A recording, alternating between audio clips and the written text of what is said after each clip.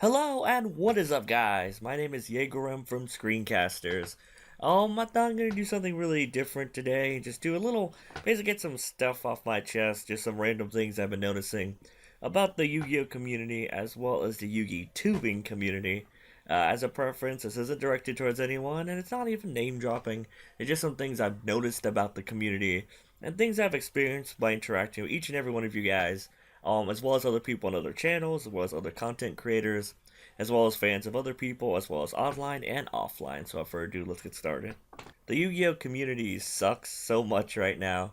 In general, you can't really post a comment on someone's, like, say, discussion video without someone disagreeing with you for whatever reason. And being a Yugi-Tuber, I notice it, and I see it a lot more than you guys do. People just subscribe to each and every one of us and comment on the videos. I see it a little bit differently, because I'm also on both sides of the spectrum. So I know what I'm talking about. But what I'm saying though is, like, if you see like another YouTuber, like a bigger one, and you comment on one of their videos, and yeah, I don't really agree with this, but I see where you're coming from, and here's my thoughts on that. And then people will randomly, and depending on whose video you're doing this on, people will randomly disagree with you and say your opinion is stupid, and they won't give any reasonings on that. Like, I'm a big boy. I'm a big boy, mama. I can take criticism, obviously, but the problem is I want to know why. If someone dislikes my video, okay, fine. Doesn't really what people don't really understand about the like and dislike thing of YouTube is, like, if you like a video, for example, let's say it's a +3, like it gets +3 on the search spectrum. Like, let's say if I have a Chaos Dragon deck profile and it has 30 likes and 0 dislikes, all right, that's about a +90, for example, on how far up it'll be on the search bar, when you type Chaos Dragon deck profile. Let's say I have one with like 10 likes and 5 dislikes, all right. That's basically, let's see here. It's basically 35, all right? Because the dislikes don't really subtract from how popular it is. Because on YouTube, the way the search system works, even notorious videos, like really bad videos, still go higher up on the spectrum, even if they have a lot more dislikes than likes. Because dislike is still better than 0 likes at all. A dislike is still better than having 0 0. Like, you have 0 dislikes and 0 likes on the video. I'd rather have the one dislike than 0 0, because that's still a +1 instead of +0. So disliking a video doesn't really hurt any of us YouTubers. It really helps us, because it's still, you'd rather get some popularity than no popularity. That's how it is. So even if you don't like our channels, you're still supporting us if you dislike the videos. So, trolls get wrecked. That's one part of the online community I don't really get, is people who basically troll the comment sections and don't really give reasons. They just say, oh, you fucking suck, and they like their own comments and things like that. And I'm over here like, okay, cool, but why, Like, I'm more curious than I am hurt when you guys ask me that stuff, because I really want to know why you don't agree with me, so I can learn and see other people's point of view and become a better player and kind of person from that, so I see all sides of the spectrum, not just my own, because I'm a smart guy, but I don't know everything, so I would like to know other people's perspective on that, any kind of those things.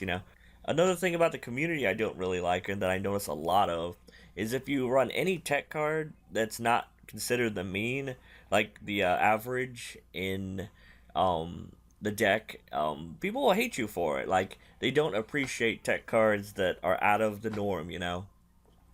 Like, they don't see the difference in that. Like, if you're playing, like, say, Cyber Dragons, and you only run, like, say, only run 2 core, and the standard is like 3, they'll instantly dislike your video, or they'll instantly, like, just comment, like, oh, fucking scrubs, core is mandatory at 3.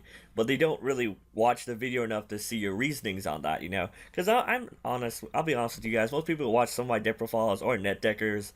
Not that I have anything wrong against net decking. If you're net decking because you don't know the deck, you want to have a basic build so you can build your own builds off that, I'm totally for that. I do that too. If I didn't know how to build, Lavals or Yang Zings or something, I see somebody else who plays it, copy the build, change it a little bit, and then change everything about it to how I play the deck. Because you at least got to know how to play the deck before you can start building it. So having a solid build to work with can really help that, and you can gain your own ideas what you want the deck to do. Because when you look at somebody's build online, you have to realize what they want the deck to do, and they built that build of the deck. They built that to fill that goal. So if your goal is different than theirs, then obviously if you play it, it's not going to work as well for you because you want to do something different. If you net deck it and it's the exact same thing, if you're trying to do something different with the deck than what it's meant to do, you're not going to see much success with it, and that's people don't seem to understand that. Like, I'm for net decking if you're trying to learn the game, but if you just want to get like the top deck and like, oh, I'm gonna play this like card for card, you don't plan on learning from it, then I see a problem with that because you're not really getting anything from it. You're more so cheating yourself, taking a certain build that's tested and proven to work and just going with it. You're not trying to learn from it. And you do have to realize that the side deck is very important in that, and the main deck, because let's say Pepe didn't get hit and it was tier 0, for example. Everybody's be maining 3 anti-spell fragrance. Now, if you go to your freaking local, let's say you're just theoretically your whole locals is super heavy samurais, and you net deck that like that random anti-meta deck that main decks anti-spell fragrance and twin twisters and blah blah blah. You're not going to do well, because it's very relative. Most people, when they build their decks, they think about their locals, they think about what they're trying to do and what they expect to see at that tournament. So when you net deck it card for card and don't even try to learn from it, you start noticing, that difference, because you have to build your decks to what you're going to be facing. But back to my actual topic on that. If you play a card out of the norm, people will hate you for it. I don't know why. People seem to have in their head that you're supposed to play this at this amount in this deck for this reason, no questions asked. Like why? Is the Yugi-Tubing community. There is so many Yugi-Tubers out there. It's just mind-boggling. But one thing I've noticed is a lot of the freaking Yugi-Tubers are incredibly mean to subscribe to their subscribers, and I'm like, what?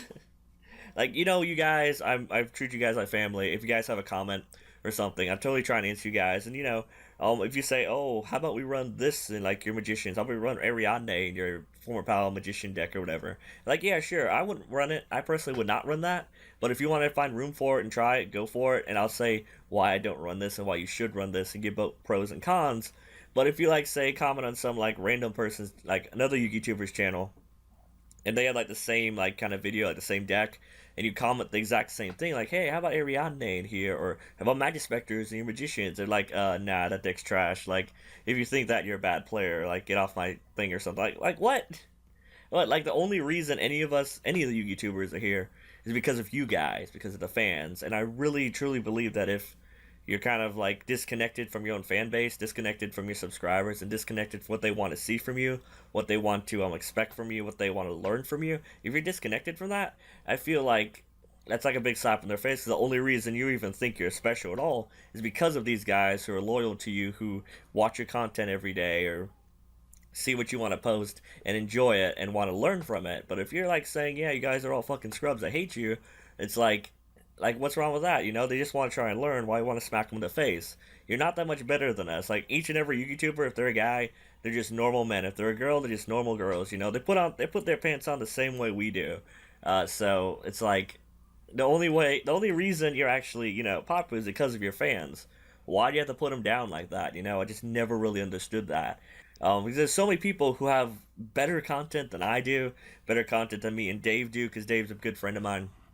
A lot of people have better content than we do in general, and they have like say 50 subs or 500 subscribers, and that really, I don't like that. Like, I try and help them. If they want to do a guest upload, fine, why not? I appreciate good content, but I appreciate a good content creator more. People who actually sit down, talk with their subs, trying to get better from them, try to help them get better. It's a give and take. Because the only reason you're posting videos is for other people to watch it, right? You ask for their opinions on it, they give you their opinions on it, why you gotta smack them down? But there's that. Another thing I don't like about the Yugi-Tubing community is the pro players, the pro Yugi-Tubers. The ones who say, like, we're looking to be competitive, we're looking to be the best, we only care about the meta decks and blah blah blah. Yeah, you sure, go do that. But the problem with that is almost every single competitive player on YouTube, none of them top. Like, none of them top anymore. I'm like, what? Are you serious? Like, they're over here talking about, oh, this deck is bad because it's not topping anymore.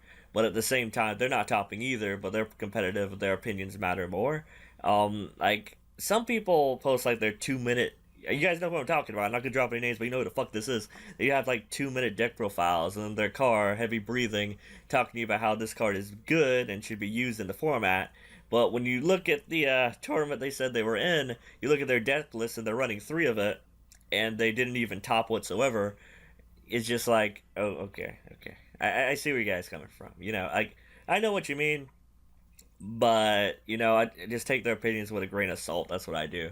Because yeah, they talk competitively, but they don't do anything competitive. I don't understand that. Like a lot of competitive players don't do Yugi-Tubing. Like I want to see freaking Corey McDuffie be a Yugi-Tuber, because I guarantee you it'll be actually very informative. Like they enter a tournament, like say they're playing full power Pepe in a full power Pepe format, and they don't even top. Like you talk about Yu-Gi-Oh all the time. This is your job, and you can't do decent at it. And I can understand if it's not your day or anything.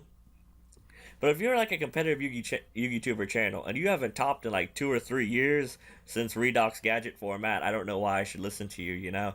It's like, but that's not. Don't get me wrong. There's a lot of competitive Yugi-Tubers like DualRock88. I love his content. Like that guy's awesome. He actually does top. He's one of the most decorated Yugi-Tubers there is, and he's still topping tournaments. Team Jobber, those guys are actually topping almost every time I see a freaking topping deck profiles from Team Jobber. So those guys are actually really legit. I do respect those guys for continually topping, and that's what I think a pro Yugi-Tuber really should be. Someone who actually goes out there, tries and top, and actually does it. They're not so much full of shit that they don't actually try and put their money where their mouth is. Team Jobber and DualRock, those guys do that. They don't just talk the shit, they run it too. So much respect to you guys. So there's that. One more thing about the Yugi-Tubers, a lot of them have incredibly big egos for like no damn reason. They love flashing their subs in their face. Like if somebody comments on their videos, like anybody, and they say, my opinion's different than yours. So they say like they have more subs than you, and their opinion matters more, which is, I guess, the thing about it, if you have a dumb, the way I see it is like this. If you have a dumb opinion, just because more people can hear you doesn't mean it's not still a dumb opinion. Like, not even trying to be mean. Galactic God was over there talking about Dice Foon. I love Galactic God. I love his content. Dice Foon is a terrible card. Sorry. Sorry. But that's kind of the thing here. Like, just because you have a lot of subscribers doesn't mean you're always right. People make mistakes. Like you can be wrong. Just because you have a lot of Yu-Gi-Oh content and a lot of people watching you doesn't mean you're the absolute, because there's always going to be someone more than you. The top 3 guys in our business of Yugi-Tubing is Simply Unlucky, Cyber Knight, and Asian Eyes. Those guys with the most subs. For good reason. They have produced pretty good content, for a while. So, like, there's always going to be someone bigger. And that's not even to say too much. Like, Simply Unlucky, he's the biggest one of us. He got about 300,000 subscribers. That's like nothing compared to like the big YouTubers, like Jacksepticeye, Markiplier with the freaking 9 million subscribers. We're a small, tight knit community, but there's still random problems with us as well as Yugi-Tubing and Yu-Gi-Oh in general. But it's just a really, I guess, quick video sort of about me and my random rants about the Yu-Gi-Oh and Yugi-Tubing community, how just toxic it really is sometimes. But these are my insights. Comment down below what you guys think. Tell me I'm wrong or something. Just tell me some experiences you had with salty players, with other Yugi-Tubers or something like that. I don't know. Just let me know what you guys think about this discussion. These are just my thoughts. I'd love to hear you guys. Well, once again, my name is Yugioh from SCREENCASTERS. Don't forget to like, comment, subscribe. We're going to see you in the next video. See you guys.